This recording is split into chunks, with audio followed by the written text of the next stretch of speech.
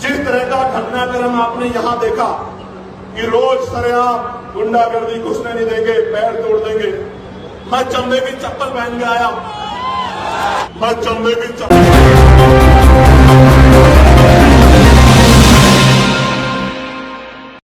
जिस तरह का घटनाक्रम आपने यहां देखा कि रोज सरेआम गुंडागर्दी घुसने नहीं देंगे, पैर तोड़ देंगे। मैं चमड़े की चप्पल पहन के आया, मैं चमड़े की चप्पल पहन के आया।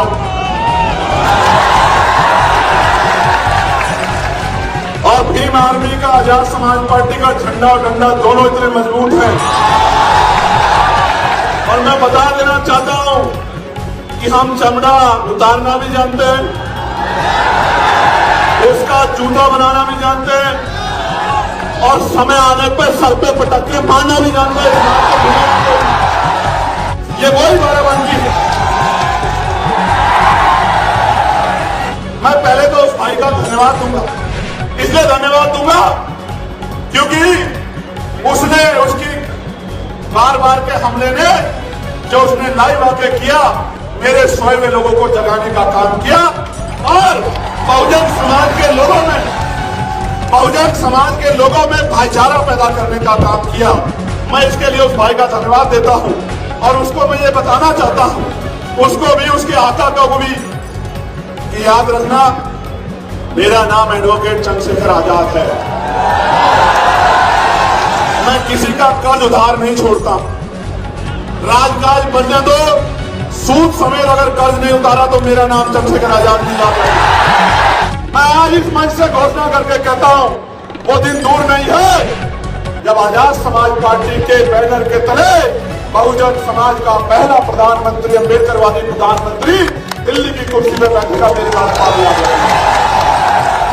और आपने ये बात ध्यान रखनी है जो काशीराम साहब कहते थे। काशीराम साहब ये कहते थे कि विरोधी दुश्मन का काम है कि वो हमें गुमराह करेगा। जब वो हमें गुमराह करेगा तो हमारा भी काम है कि उसका काम है हमें गुमराह करना, और हमारा काम है ना गुमराह होना, ना अपने लोगों को गुमराह होने देना। अगर हम उनकी बातों में आ गए तो वही होगा जो 2012 से पहले हुआ कि लोकसभा में प्रमोशन में रिजर्वेशन का बिल फटेगा और दलित आदिवासी समाज के कर्मचारी अधिकारियों के अधिकारों पे हमला होगा। प्यारे साथियों, ये दल उस दिन कहा थे जब एक बाबा ये कह रहा था कि मरे मुलायम काशीराम प्रेम से बोलो। ये कहा थे उस दिन, अगर ये वास्तविकता में मानवर काशीराम साहब और मुलायम सिंह जी को भी दिल से मानते तो ये उस दिन सड़कों पे आके आंदोलन करते कि हमारे महापुरुषों का अपमान नहीं सहेंगे। अकेला चंद्रशेखर खड़ा था जिसने उन बाबा को कहा कि हैसियत में रहना, अगर हमारे महापुरुषों पर टिप्पणी करोगे तो ऐसा इलाज किया जाएगा कि भागने की जगह भी नहीं मिलेगी। अकेला चंद्रशेखर था इस बात को। इसलिए मैं आपसे कह रहा हूं प्यारे साथियों, साहब काशीराम साहब कहते थे कि मुर्दा लोग मिशन नहीं चलाते और जिंदा लोग मिशन को रुकने नहीं देते। इसलिए मैं आपसे कहना चाहता हूं, आज मेरे साथ आपको संकल्प लेना है, क्योंकि काशीराम साहब ने कहा था जिस समाज की गैर राजनीतिक जड़ें मजबूत नहीं होती उसकी राजनीति भी कामयाब नहीं होती। हमें अपनी सामाजिक जड़ें मजबूत करनी है, हमें बहुजन समाज में भाईचारा पैदा करना है और राजनीतिक शक्ति हासिल करनी है। और जिस दिन राजनीतिक शक्ति हमारे पास होगी फिर हम पे जुर्म जाति अत्याचार कोई नहीं कर पाएगा। प्यारे साथियों, ये लड़ाई राजपाट की है। हमारा राजपाट मकबूल लोगों ने छीना हुआ है, हमें राजपाट वापस लेना है। तो राजपाट की लड़ाई को हमें, और जब राजपाट ले लेंगे तो याद रखो मेरी बात को, जिस दिन राजपाट होगा उसी दिन महापुरुषों का अधूरा सपना भी भारत में पूरा होने का काम होगा। प्यारे साथियों, अभी 2 दिन पहले आपने देखा होगा लोकसभा में आदरणीय वित्त मंत्री जी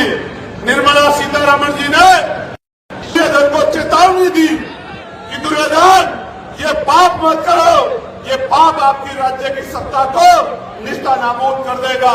मैं इसलिए मानता हूं कि मैं और महात्मा विदुर में फर्क है, क्योंकि अगर मैं होता, बाबा साहब अम्बेडकर का अनुयायी अगर उस समय होता तो उस सभा में दुशासन की टांग पे टांग धर के चीर देता, लेकिन किसी बहन बेटी का अपमान नहीं होता। मैं चुप होके नहीं बैठता, मेरा जो होता तो होता, लेकिन मैं दुर्योधन और दुशासन की टांग पे टांग धर के चीर देता, लेकिन द्रौपदी का अपमान नहीं होगा। ये फर्क है महात्मा विदुर में और मुझ में। जब मैंने उनको आगे पढ़ा तो मुझे पता लगा कि जब कौरवों और पांडवों में, महाकाव्य में जब मैंने पढ़ा कि कौरवों और पांडवों में जब बंटवारा होने लगा तो महात्मा विदुर ने प्रस्ताव दिया कि पांडवों को 5 गांव दे दो। जिस तरह उस सभा में सब लोग चुपचाप बैठे थे, यूजीसी में भी जो आपका नेता बनने का ढोंग करते हैं दलित पिछड़े समाज के नेता, उनमें से एक का मुंह नहीं खुला, पूरा मंच यहां गवाह है। बहुजन समाज की सब जातियों के लोग बैठे हो, बताओ यूजीसी की गाइडलाइन जो हमारे पढ़ने वाले बच्चे जिनको हमने खून पसीना लगा के यूनिवर्सिटी में भेजा, उनके साथ जो अन्याय होता है, रोहित की जो हत्या हुई, पायल की जो हत्या हुई, उनकी हत्याओं को रोकने के लिए वो जब गाइडलाइन बनी तो आपके जो तथाकथित नेता अपने आप को जो आज जयंतियां भी बना रहे, बताओ एक के मुंह से आवाज निकली क्या? ये भी उस सभा में बैठे उन्हीं नेताओं की तरह है जो द्रौपदी के चीरहरण पे आंख बंद करके बैठे थे। आपको किसके साथ खड़ा होना है, कौन आपकी लड़ाई लड़ सकता है, कौन चंद वोटों पे आपके साथ होने वाले अन्याय पे चुप्पी रख सकता है, इसको आपको समझना पड़ेगा कि लड़ेगा कौन और चुप्पी कौन रखेगा। प्यारे साथियों, एक बात और जानने को मिली कि महात्मा विदुर हस्तिनापुर राज्य के प्रधानमंत्री थे। मैं आज इस मंच से घोषणा करके कहता हूं, वो दिन दूर नहीं है जब आजाद समाज पार्टी के बैनर के तले बहुजन समाज का पहला प्रधानमंत्री, अम्बेडकरवादी प्रधानमंत्री दिल्ली की कुर्सी में बैठेगा, मेरे साथ पार्टी आ जाएगा। और जिस दिन ये कार्य होगा उसी दिन मान्यवर साहब श्री काशीराम जी का अधूरा सपना भी पूरा होने का काम होगा। और ये मेरी और आपकी जिम्मेदारी है कि जिस ड्राइवर ने अपना पूरा जीवन कुर्बान कर दिया, जिस ड्राइवर ने अपने लिए 1 इंच जमीन, 1 रुपया, 1 खाता नहीं बनाया, जिसने रूखे सूखे भूखे पेट इस समाज को जगाने का काम किया, अगर हम उनकी सच्चे अनुयायी हैं, हमारा फर्ज बनता है कि हम मान्यवर काशीराम साहब के अधूरे सपने को पूरा करें। करना चाहिए नहीं करना चाहिए? दोनों हाथ जोड़ के बताओ, करना चाहिए नहीं करना चाहिए? जो लोग इधर खड़े दोनों हाथ जोड़ बताओ, करना चाहिए नहीं करना चाहिए? प्यारे साथियों, उत्तर प्रदेश के हालात खराब हैं। संभल में एक अधिकारी जो है तो जनसेवक, लेकिन भाषा भाजपा नेताओं की बोल रहे हैं। कह रहे हैं अगर ज्यादा लोग मस्जिद में नमाज पढ़ोगे तो कार्रवाई हो जाएगी, मस्जिद से बाहर पैर रख दोगे नमाज पढ़ने के लिए ईदगाह से तो कार्रवाई हो जाएगी।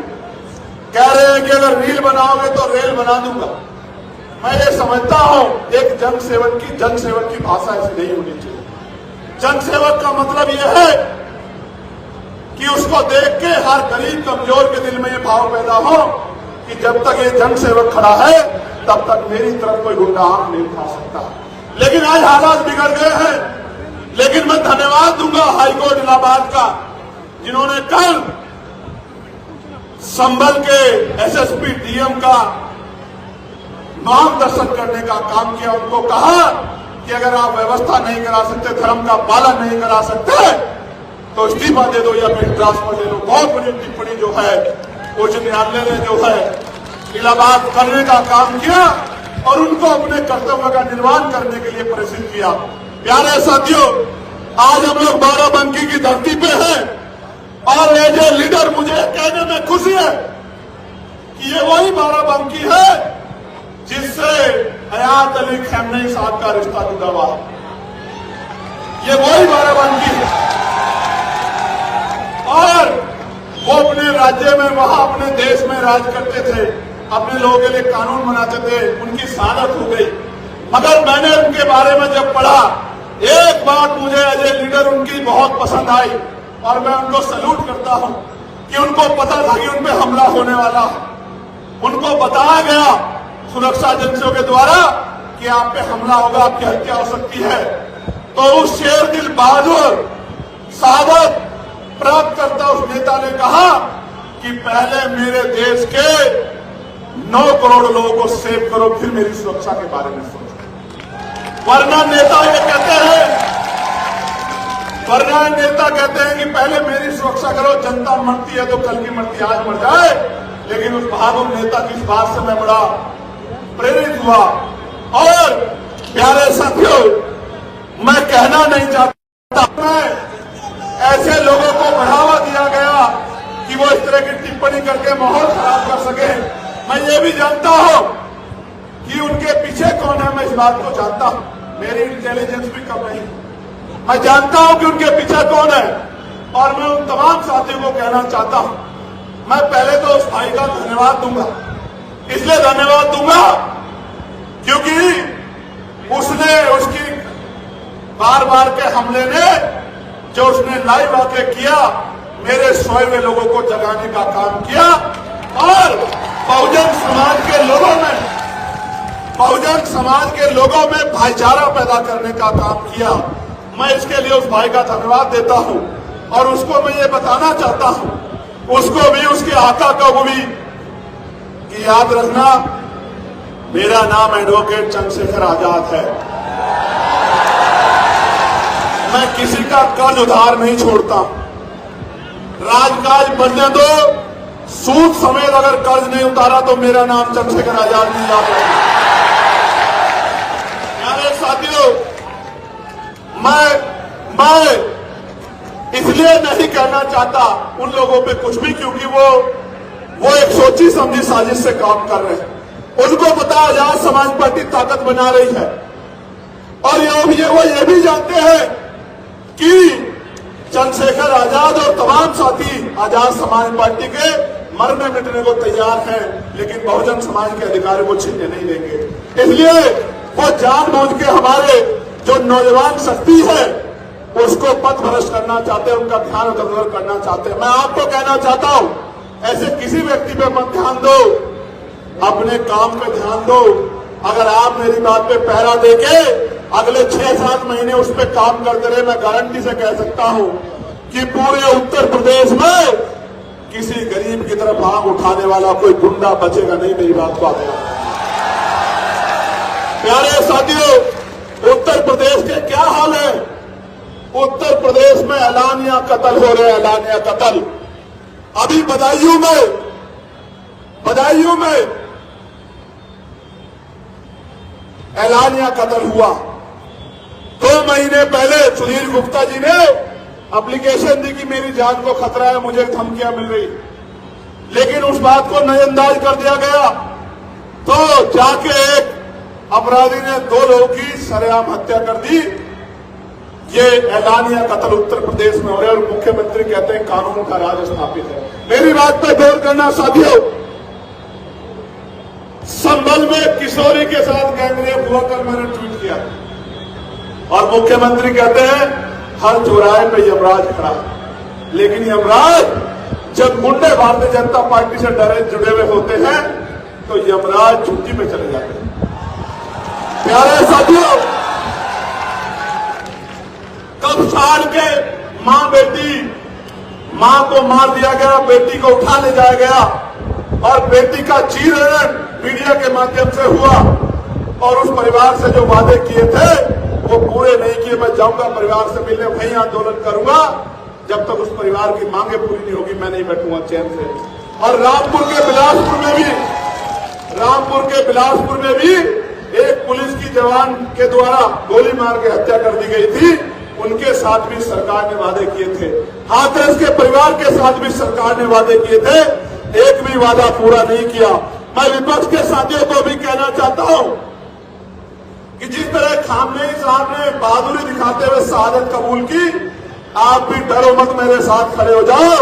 इस भारतीय जनता पार्टी को 2027 में उखाड़ के फेंक देंगे हम लोग उत्तर प्रदेश में। आप डरो मत, विपक्ष के साथियों डरो मत, मुकाबला करो। शहादत जिनके हिस्से में शहादत आएगी, समाज उनको याद भूलेगा नहीं। और जो लोग अंदर से समझौता करके बीजेपी का काम करेंगे, समाज उनको भी भूलेगा नहीं। मेरी बात को आप याद रखिए। प्यारे साथियों, शाहजहांपुर में पाल समाज के हमारे एक बुजुर्ग के कान पकड़वा के अपमानित करने का काम हुआ। यह है उत्तर प्रदेश की सरकार जो बहुजन समाज के लोगों को अपमानित करती है। इसलिए बहुत सारी घटनाएं जो मेरी जानकारी में है, भदोही में मामूली से हैंडपंप के विवाद में जयसलाल सरोज जो चौकीदार थे, पेट्रोल डालकर जलाकर मार दिया। ये है कानून व्यवस्था। फर्रुखाबाद में नाबालिग दलित युवती को केरोसिन डालकर निर्मम हत्या कर दी गई। कानपुर में दलित बस्ती को जला दिया गया और महिलाओं के साथ मारपीट की गई, अभद्रता की गई। जौनपुर में 8 मार्च को थाना जाफराबाद में यश गौतम की 16 साल के बच्चे की हत्या की गई। जौनपुर के थाना खुटान में राजीव गौतम की हत्या की गई। थाना लाइन बाजार में बस चालक ललई यादव की हत्या कर दी गई। थाना जाफराबाद में प्रेमचंद यादव की जो जनसेवा केंद्र चालक थे, उनकी निर्मम हत्या कर दी गई। प्यारे साथियों, लखनऊ में सूरज गौतम नाम के छोटे से एक युवक की, जिसने सिर्फ होली की बधाई दी थी, उसकी हत्या कर दी गई। मोहम्मद उन्नैन नाम के नाबालिग छात्र की सर पे गोली मार के लखनऊ प्रदेश की राजधानी में हत्या कर दी गई। बालागंज में निषाद समाज की युवती की निर्मम हत्या दुष्कर्म का विरोध करने पे कर दी गई। बाराबंकी में मोहम्मदपुर थाना क्षेत्र से 100 मीटर की दूरी पे निषाद समाज की बच्ची की पेट्रोल डालकर जिंदा जलाकर हत्या का मामला सामने आया। और प्रयागराज में दलित छात्रों के साथ भेदभाव का इतना बड़ा मामला सामने आया। ये सारी बातें इस बात की गवाही देती है कि उत्तर प्रदेश में और छोड़िए, जिस तरह का घटनाक्रम आपने यहां देखा कि रोज सरेआम गुंडागर्दी घुसने नहीं देंगे, पैर तोड़ देंगे। मैं चमड़े की चप्पल पहन के आया हूं।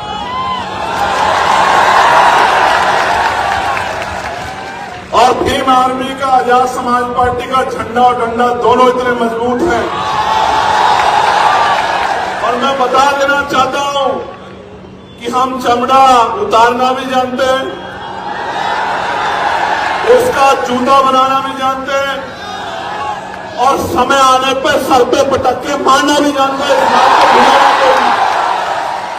प्यारे साथियों, हमें ऐसे गैर जिम्मेदार लोगों की बातों में आके जिस तरह की गैर जिम्मेदारी यहाँ के कुछ अति ऊर्जावान और गैर जिम्मेदार नौजवानों ने दिखाई, किसी के इशारे पे उनकी बातों में आके हिंसा के और ऐसे वैधानिक रास्ते पे नहीं जाना।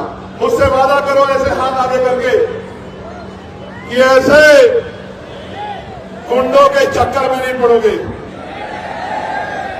और अनुशासन में रह के संवैधानिक दृष्टिकोण से महापुरुषों के रास्ते पे चलने का काम करो। पक्का?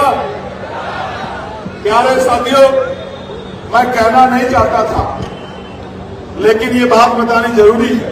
हालांकि मैं इन सब चीज से डरता नहीं, लेकिन प्रशासन को भी पता हो कि अब जब हम आ रहे थे, व्यवस्था पे हमला, ये खाकी के इकबाल पे हमला, ये उत्तर प्रदेश के मुख्यमंत्री के साथ में वो जो तुरंत खाए वाले भाषण देते हैं, उनके भाषणों में हमला है। हम तो सत्ता में नहीं है, लेकिन सत्ता द्वारा पोषित गुंडे अगर इस तरह का कार्य करते हैं तो वो मुख्यमंत्री को चैलेंज करते हैं, उनकी कानून व्यवस्था को चैलेंज करते हैं। हमको नहीं कर सकते। हम तो संविधान को मानने वाले लोग हैं। मैं आपको कहना चाहता हूं, जिस दिन से हम लोगों ने मोर्चा लिया है, जानबूझ के हमारे खिलाफ इस तरह के भाषण की, भाई हम किसी धर्म के इष्टों को, भगवानों को आपत्तिजनक शब्द कहते हैं, हम एक धर्म के खिलाफ इस तरह की बातें करते हैं, इस तरह का जानबूझ के हमारी शक्ति जो आजाद समाज पार्टी की ताकत बढ़ रही है उससे डर के इस तरह का दुष्प्रचार किया जाता। मैं गारंटी देता हूं, मैं वकील हूं।